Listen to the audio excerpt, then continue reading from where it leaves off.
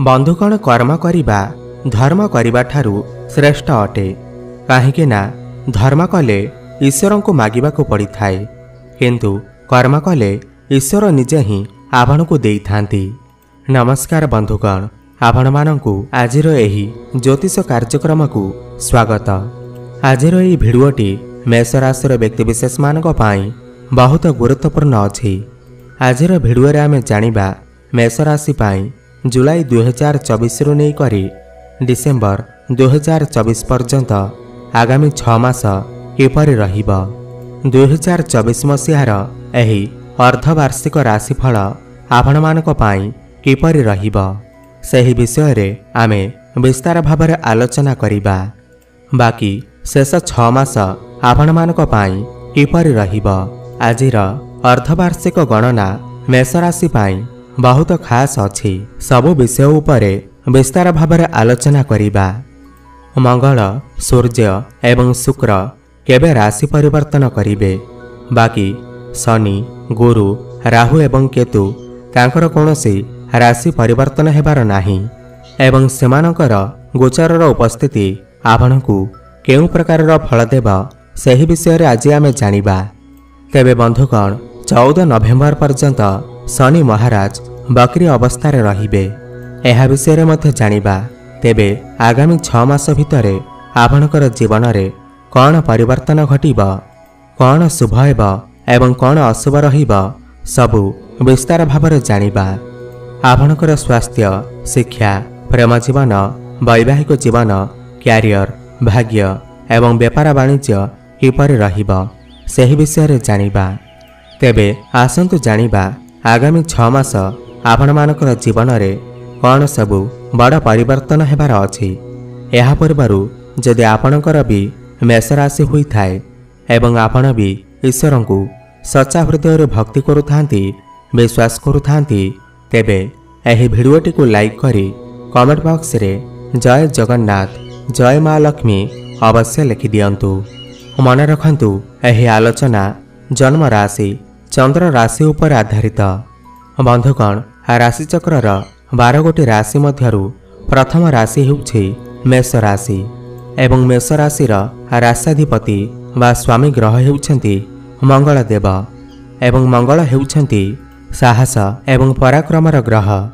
जुलाई मास आरंभरु आपणकर प्रथम भावर मंगल, द्वितीय रे देवगुरु बृहस्पति, तृतीय रे सूर्य एवं शुक्र, चतुर्थ रे बुध, षष्ठ रे केतु एवं द्वादश रे राहु एवं एकादश भावरे शनि विराजमान अछंती। तो प्रथमे आपणकर स्वास्थ्य किपरि रहिबा ग्रह मानकर उपस्थिति देखि सही विषय रे चर्चा करिबा। बंधुगण प्रथम भाव होई थाए आपणकर स्वास्थ्यर भाव, आपणकर इम्यूनिटी सिस्टमर भाव एवं मंगल आपणकर प्रथम भावरे विराजमान अछंती। 13 जुलाई को आपणकर द्वितीय भाव को चलन करिबे। 27 अगस्त को आपणकर तृतीय भाव को चलन करिबे। तो सेतेबेले 21 अक्टोबर पर्यंत आपणकु आपणकर स्वास्थ्यर ध्यान रखिबा को पड़िबा। मंगल जेतेबेले 27 अगस्त को आपणकर तृतीय भाव को जेबे तो आपणकु बहुत यात्रा करेइबे। आपणकर मन बुलाबुली करिबारे रहिबा। कामर प्रेशर आपणको अधिक होई पारे। आपण कोनोसी भी काम करंतु सेथिरे अधिक चिंता करि पारंती, अधिक परिश्रम करि पारंती, भाग दौड़ लगी रहिबा। कारण जेबे राशिर स्वामी 6, 8, 12 एवं तृतीय रे गोचर करि थांती तो सेतेबेले स्वास्थ्य रे समस्या देखा देई थाए एवं 21 अक्टोबर को मंगल आपणकर केंद्र रे माने चतुर्थ भावरे प्रवेश करिबे एवं निचस्थ रहिबे। किंतु गोटे बड़ कथा एहा कि मंगल एठारे केंद्र रे थिबारु आपणकर स्वास्थ्य भल रहिबा। एबे आसंतु विद्यार्थी मानक विषय रे आलोचना करिबा, शिक्षा क्षेत्र विषय रे जानिबा। सेमानक पाई आगामी एही 6 मास किपरि रहिबार अछि। बंधुगण पंचम भाव होई थाए आपणकर शिक्षा क्षेत्रर भाव, पाठपढ़ार भाव एवं पंचम भावर अधिपति हेउछंती सूर्य देव। ए वर्तमान सूर्य आपणकर तृतीय भावरे चलन करुछंती, किंतु 16 जुलाई को आपणकर चतुर्थ भाव को चलन करिबे। 16 जुलाई रु नै करी 16 ଅଗଷ୍ଟ ପର୍ଯ୍ୟନ୍ତ ସୂର୍ଯ୍ୟ ଆପଣଙ୍କର ଚତୁର୍ଥ ଭାବରେ ସୁଖ ଭାବରେ ରହିବେ। ଏହି ସମୟରେ ଆପଣଙ୍କର ପାଠପଢ଼ା ବହୁତ ଭଲ ରହିବ। କିନ୍ତୁ ଯେତେବେଳେ ସୂର୍ଯ୍ୟଦେବ 16 ଅଗଷ୍ଟରେ ଆପଣଙ୍କର ପଞ୍ଚମ ଭାବକୁ ଚଳନ କରିବେ, 16 ଅଗଷ୍ଟରୁ ନେଇକରି 16 ସେପ୍ଟେମ୍ବର ପର୍ଯ୍ୟନ୍ତ ସୂର୍ଯ୍ୟ ଆପଣଙ୍କର ପଞ୍ଚମ ଭାବରେ ନିଜ ଘରେ ବିରାଜମାନ ରହିବେ। ଏହି ସମୟରେ ଆପଣଙ୍କର ପାଠପଢ଼ା ବହୁତ ଉତ୍ତମ ରହିବ, କାରଣ ପଞ୍ଚମ ଭାବର ଅଧିପତି ପଞ୍ଚମରେ ସ୍ୱୟଂ ବିରାଜମାନ ଅଛନ୍ତି। ଏହି ସମୟରେ ଗଭର୍ଣ୍ଣମେଣ୍ଟ ଜବ୍ ପାଇଁ ବହୁତ ଶ୍ରେଷ୍ଠ ଅଛି। ଆପଣ ପ୍ରୟାସ କରନ୍ତୁ, ଏହି ସମୟରେ ଆପଣଙ୍କୁ ଗଭର୍ଣ୍ଣମେଣ୍ଟ ଜବ୍ ନିଶ୍ଚିନ୍ତ ପ୍ରାପ୍ତି ହେବ।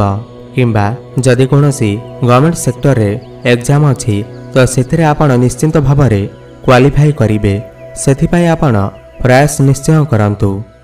କିମ୍ବା ଆପଣ ଯଦି କୌଣସି ଉଚ୍ଚଶିକ୍ଷା କରିବା ପାଇଁ ପ୍ରୟାସ କରୁଛନ୍ତି, କିମ୍ବା ଏହି ସମୟରେ ଯଦି ଆପଣଙ୍କର କିଛି ବଡ଼ ଏକ୍ଜାମ୍ ଅଛି ତ ସେଥିରେ ଆପଣଙ୍କୁ ନିଶ୍ଚିନ୍ତ ସଫଳତା ପ୍ରାପ୍ତି ହେବ।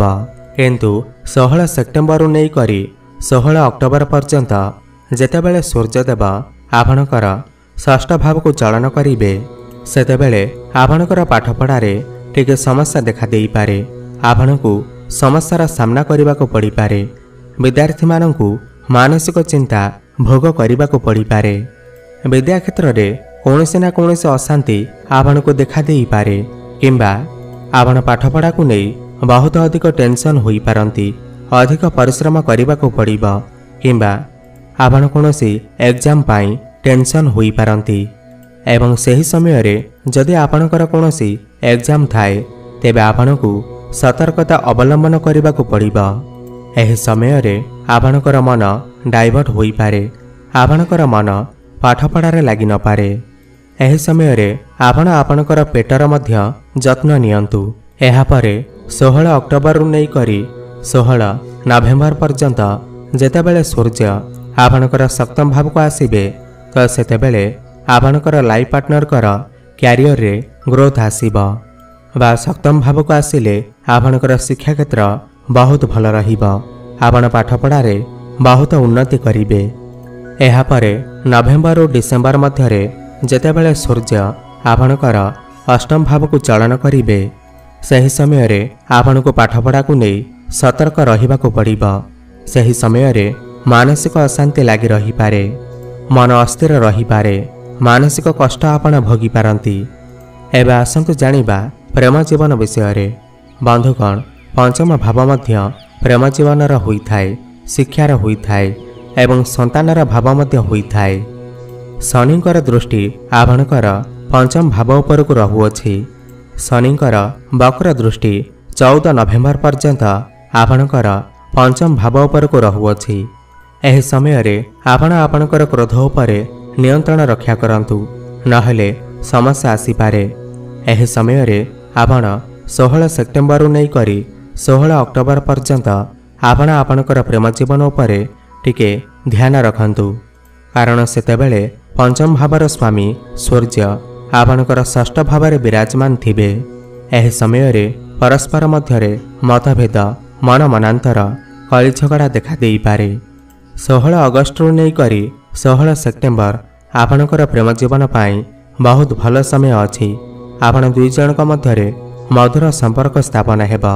ଭଲ ପାଇବା ବଢ଼ିବ, କାହିଁକି ନା ପଞ୍ଚମ ଭାବର ଅଧିପତି ପଞ୍ଚମରେ ଥିବେ। ଆପଣ ଦୁଇ ଜଣଙ୍କ ମଧ୍ୟରେ ଭଲ ତାଳମେଳ ରହିବ, ଭଲ ବୁଝାମଣା ରହିବ, ଭଲ ବଣ୍ଡିଂ ରହିବ। ବୈବାହିକ ଜୀବନ ବିଷୟରେ ଯଦି ଆମେ କଥା ହେବା, ସପ୍ତମ ଭାବ ହୋଇଥାଏ ଆପଣଙ୍କର ବୈବାହିକ ଜୀବନର ଭାବ ଏବଂ ସପ୍ତମ ଭାବର ଅଧିପତି ହେଉଛନ୍ତି ଶୁକ୍ର ଏବଂ ଶୁକ୍ର ଆପଣଙ୍କର ତୃତୀୟ ଭାବରେ ବିରାଜମାନ ଅଛନ୍ତି।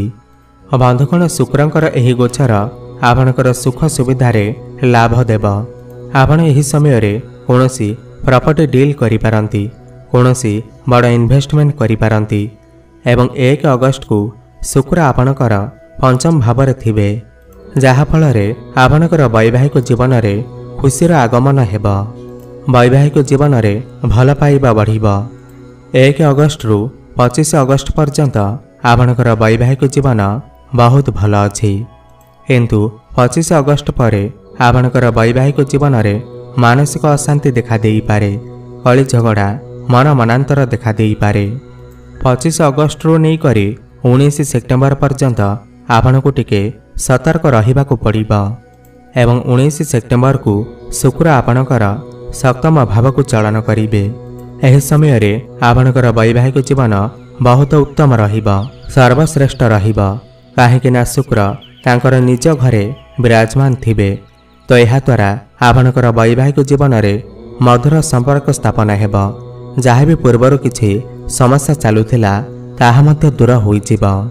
ଆପଣଙ୍କର ବୈବାହିକ ଜୀବନରେ ଖୁସି ହିଁ ଖୁସି ଫେରି ଆସିବ। ବନ୍ଧୁଗଣ, ଯେଉଁ ତାରିଖ ଗୁଡ଼ିକ ମୁଁ ଆପଣଙ୍କୁ କହୁଅଛି ସେହି ତାରିଖ ଗୁଡ଼ିକୁ ଆପଣ ନୋଟ୍ କରି ରଖନ୍ତୁ। ଯଦି ଆଗରୁ ଆପଣଙ୍କର ବୈବାହିକ ଜୀବନରେ କିଛି ସମସ୍ୟା ଚାଲୁଥିଲା ତ 19 ସେପ୍ଟେମ୍ବର ମଧ୍ୟରେ ସେଥିରେ ବହୁତ ବଡ଼ ପରିବର୍ତ୍ତନ ଆସିବାର ଅଛି। ଆପଣ ଆପଣଙ୍କର ଜୀବନସାଥୀଙ୍କ ସହିତ ମିଶିକି କୌଣସି ଏକ ବଡ଼ ଡିସିସନ୍ ନେଇପାରନ୍ତି।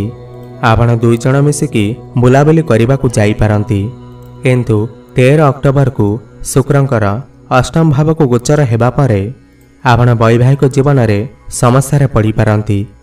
ମାନସିକ ଅଶାନ୍ତି ଆପଣ ଭୋଗ କରିପାରନ୍ତି ଏବଂ ଏହି ଅସୁବିଧା 13 ଅକ୍ଟୋବରରୁ ନେଇକରି ମିଡ୍ ନଭେମ୍ବର ମଧ୍ୟରେ ଦେଖାଯାଇପାରେ। ଏହି ସମୟରେ ଆପଣ ଆପଣଙ୍କର ଲାଇଫ୍ ପାର୍ଟନରଙ୍କର ହେଲ୍ଥକୁ ନେଇ ଟିକେ ଚିନ୍ତାରେ ରହିପାରନ୍ତି। ତାଙ୍କର ସ୍ୱାସ୍ଥ୍ୟରେ କିଛି ସମସ୍ୟା ଦେଖାଦେଇପାରେ। ଏବେ ଆସନ୍ତୁ ସବୁଠାରୁ ଗୁରୁତ୍ୱପୂର୍ଣ୍ଣ ବିଷୟବସ୍ତୁ, ଯାହାକି ଆପଣଙ୍କର ଭାଗ୍ୟ, କ୍ୟାରିୟର ଏବଂ ବେପାର ବାଣିଜ୍ୟ ଉପରେ ଆଲୋଚନା କରିବା। ବନ୍ଧୁଗଣ, ନବମ ଭାବ ହୋଇଥାଏ ଆମର ଭାଗ୍ୟର ଭାବ ଏବଂ ଦଶମ ଭାବ ହୋଇଥାଏ ଆମର କ୍ୟାରିୟରର ଭାବ। ସର୍ବପ୍ରଥମେ ଆମେ ଯଦି ଭାଗ୍ୟ ବିଷୟରେ କଥା ହେବା, ତେବେ ଆପଣଙ୍କର ଭାଗ୍ୟ ଭାବର ସ୍ୱାମୀ ହେଉଛନ୍ତି ଦେବଗୁରୁ ବୃହସ୍ପତି ଏବଂ ବୃହସ୍ପତି ଆପଣଙ୍କର ଦ୍ୱିତୀୟ ଭାବରେ ବିରାଜମାନ ଅଛନ୍ତି ଏବଂ ଆଗାମୀ 6 ମାସ ମଧ୍ୟରେ ଗୁରୁଙ୍କର କୌଣସି ବି ରାଶି ପରିବର୍ତ୍ତନ ହେବାର ନାହିଁ ଏବଂ ଶନି ବି ସେଠାରେ ରହିବେ ଏବଂ ଶନିଙ୍କର କୌଣସି ବି ରାଶି ପରିବର୍ତ୍ତନ ହେବାର ନାହିଁ ଏବଂ ଆପଣଙ୍କର ଭାଗ୍ୟସ୍ଥାନ ଉପରକୁ ରାହୁଙ୍କର ଦୃଷ୍ଟି ନାହିଁ କିମ୍ବା ଶନିଙ୍କର ଦୃଷ୍ଟି ମଧ୍ୟ ନାହିଁ। କୌଣସି ବି ପାପଗ୍ରହଙ୍କର ଦୃଷ୍ଟି ଆପଣଙ୍କର ଭାଗ୍ୟ ଭାବ ଉପରକୁ ନାହିଁ। ବନ୍ଧୁଗଣ, ଏହି ଜୁଲାଇ ମାସରେ ଆପଣଙ୍କର ଭାଗ୍ୟ ବହୁତ ଭଲ ଅଛି। ଏହାପରେ ଅଗଷ୍ଟ ଏବଂ ସେପ୍ଟେମ୍ବର ମାସରେ ମଧ୍ୟ ଆପଣଙ୍କର ଭାଗ୍ୟ ବହୁତ ଭଲ ରହିବ। ଏହି ସମୟ ମଧ୍ୟରେ ଭାଗ୍ୟ ଆପଣଙ୍କର ସାଥ ଦେବ। ଭାଗ୍ୟ ବଳରେ ଆପଣ ସମସ୍ତ କାର୍ଯ୍ୟରେ ଉନ୍ନତି କରିବେ। ଆପଣ କମ୍ ପରିଶ୍ରମରେ ଅଧିକ ସଫଳତା ପ୍ରାପ୍ତି କରିବେ। ଆପଣ ଏହି ସମୟରେ କୌଣସି ଡିଲ୍ କରିପାରନ୍ତି, କୌଣସି ବଡ଼ ଇନଭେଷ୍ଟମେଣ୍ଟ କରିପାରନ୍ତି। ଏହି ସମୟରେ ଆପଣ କୌଣସି ଜିନିଷ କ୍ରୟ ବିକ୍ରୟ କରିପାରିବେ। ପ୍ରପର୍ଟି ସମ୍ବନ୍ଧିତ ଆପଣ କୌଣସି କାର୍ଯ୍ୟ କରିପାରିବେ। ସମୟ ଆପଣଙ୍କ ପାଇଁ ବହୁତ ଶୁଭ ଅଛି। ଭାଗ୍ୟ ଆପଣଙ୍କୁ ସାଥ ଦେବ। ଆଗାମୀ 6 ମାସ ଭାଗ୍ୟ ଆପଣଙ୍କୁ ସାଥ ଦେବ। ଭାଗ୍ୟ ଆପଣଙ୍କର ପ୍ରବଳ ଅଛି, କାରଣ ଗୁରୁ ଆପଣଙ୍କର ଧନ ସ୍ଥାନରେ ଅଛନ୍ତି। ଭାଗ୍ୟ ସମ୍ପୂର୍ଣ୍ଣ ଭାବରେ ଆପଣଙ୍କର ସାଥ ଦେବ, କାହିଁକି ନା ଗୁରୁଙ୍କର ଦୃଷ୍ଟି ମଧ୍ୟ ଆପଣଙ୍କର ଦଶମ ଭାବ ଉପରକୁ ରହୁଅଛି, ଯାହାଫଳରେ ଆପଣଙ୍କୁ କର୍ମ ପ୍ରାପ୍ତି ହେବ। ଭାଗ୍ୟ ବଳରେ ଆପଣ ବହୁତ ଅଧିକ ଧନ ଉପାର୍ଜନ କରିପାରିବେ। ସମୟ ସମୟରେ ଆପଣଙ୍କୁ ଆକସ୍ମିକ ଧନ ପ୍ରାପ୍ତି ହୋଇପାରେ। ଆପଣ କର୍ମ କରିବେ ଏବଂ ସଫଳ ମଧ୍ୟ ହେବେ। କ୍ୟାରିୟର ବିଷୟରେ କଥା ହେବା ଯଦି, ତ ଆପଣଙ୍କର କ୍ୟାରିୟର ଭାବର ଅଧିପତି ହେଉଛନ୍ତି ଶନିଦେବ ଏବଂ ଆପଣଙ୍କର କ୍ୟାରିୟର ଭାବ ଉପରେ ଶନିଙ୍କର ବକ୍ର ଦୃଷ୍ଟି 14 ନଭେମ୍ବର ପର୍ଯ୍ୟନ୍ତ ପଡ଼ିବ, ଯାହା ଆପଣଙ୍କର କାର୍ଯ୍ୟକ୍ଷେତ୍ରରେ ବହୁତ ବଡ଼ ପରିବର୍ତ୍ତନ ଆଣିବ। ବନ୍ଧୁଗଣ, 21 ଅକ୍ଟୋବର ପରେ ଆପଣଙ୍କର ଜୀବନରେ ଗୋଟେ ବହୁତ ବଡ଼ ପରିବର୍ତ୍ତନ ହେବାର ଅଛି। ଆପଣଙ୍କର କ୍ୟାରିୟରରେ ପରିବର୍ତ୍ତନ ହେବାର ଅଛି ଏବଂ ନୂତନ ଚାକିରି ମିଳିବାର ସମ୍ପୂର୍ଣ୍ଣ ସମ୍ଭାବନା ବନୁଅଛି। ମଧ୍ୟ ଅଗଷ୍ଟରୁ ନେଇକରି ସେପ୍ଟେମ୍ବର ମାସ ମଧ୍ୟରେ ଚାକିରି ମିଳିବାର ସମ୍ପୂର୍ଣ୍ଣ ସମ୍ଭାବନା ରହୁଅଛି। ସେହି ସମୟରେ ସୂର୍ଯ୍ୟ ନିଜ ଘରେ ଥିବେ ଏବଂ ଏକାଦଶ ଭାବକୁ ଦୃଷ୍ଟି ଦେଉଥିବେ। ଏହା ଆପଣଙ୍କ ପାଇଁ ବହୁତ ଭଲ ସମୟ ଅଟେ। ଏହି ସମୟରେ ଗଭର୍ଣ୍ଣମେଣ୍ଟ ଏକ୍ଜାମ୍ ଥିଲେ ତାହା ଆପଣଙ୍କ ପାଇଁ ବହୁତ ଭଲ ହେବ, କାରଣ ସୂର୍ଯ୍ୟଙ୍କର ଦୃଷ୍ଟି ଆପଣଙ୍କର ଦଶମ ଭାବ ଉପରକୁ ରହୁଅଛି। କ୍ୟାରିୟର ଆପଣଙ୍କର ବହୁତ ଭଲ ଅଛି। ଶନି ବି ଆପଣଙ୍କୁ କର୍ମକ୍ଷେତ୍ରରେ ବହୁତ ଅଧିକ ଶୁଭଫଳ ପ୍ରଦାନ କରିବେ। ଏହି 6 ମାସ ମଧ୍ୟରେ ଆପଣ ଆପଣଙ୍କ ହିସାବରେ समस्त काम कार्य करिवे। समस्त काम कार्य आपणकर सुरुखुरीरे होइजिब। काम कार्य आपणकर उन्नति हेब। प्रमोशन हेबार मध्य जोग बनुअछि। बंधुगण मेष राशि व्यक्तिविशेष कहा कथा शुणती नाही। से सर्वदा तांकर निज तरीकारे समस्त कार्य को करिथांती। साहस पराक्रम सहित समस्त कार्य को करिथांती। बंधुगण 27 अगस्ट रु नहीं करी 21 नवेम्बर पर्यंत मंगल आपणकर तृतीय भाव में विराजमान रहिबे। तो काम कार्य टिके टेंशन रही पारे, प्रेशर रही पारे। एही समय रे आपण आपणकर क्यारियर को नहीं यात्रा करि पारंती। बाकी एही समय मध्यरे आपणकर क्यारियर बहुत भल अछि। व्यापार वाणिज्यर कथा हेबा जदि तो बुध आपणकर केंद्र रे अछंती।